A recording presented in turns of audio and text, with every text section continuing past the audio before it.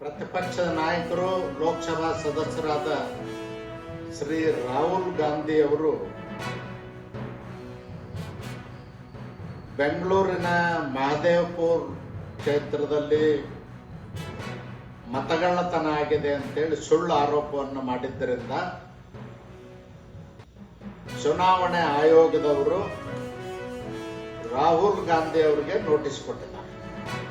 ನೀವು ಮಾಡಿದಂಥ ಆರೋಪಕ್ಕೆ ದಾಖಲೆಗಳನ್ನು ಕೊಡಿ, ಸಾಬೀತು ಮಾಡಿ ಅಂತಕ್ಕಂಥ ನೋಟಿಸನ್ನು ಕೊಟ್ಟಿದ್ದಾರೆ.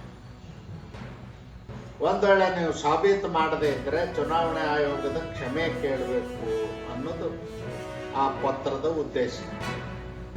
ನಾನು ಮಾಧ್ಯಮಗಳಲ್ಲಿ ನೋಡಿದೆ, ಆಶ್ಚರ್ಯಕರ ಸಂಗತಿ ಅಂದ್ರೆ ಪ್ರಿಯಾಂಕಾ ಗಾಂಧಿ ಅವರು ಚುನಾವಣೆ ಆಯೋಗಕ್ಕೆ ಪ್ರಶ್ನೆ ಮಾಡಿದಾರ. ರಾಹುಲ್ ಗಾಂಧಿ ಅವ್ರ ಬಗ್ಗೆ ಪ್ರೀತಿ ಇರಬಹುದು, ಅದರ ಕಾನೂನು ಪಂಡಿತರಾಗಿರ್ತಕ್ಕಂಥ ಮತ್ತು ಕಾನೂನು ಸಚಿವರಾಗಿರ್ತಕ್ಕಂಥ ಎಚ್ ಕೆ ಪಾಟೀಲ್ರು ಕೂಡ ಪ್ರಿಯಾಂಕಾ ಜೊತೆಯಲ್ಲಿ ದನಿಗೂಡಿಸಿದ್ದಾರೆ. ನನಗೆ ಆಶ್ಚರ್ಯ.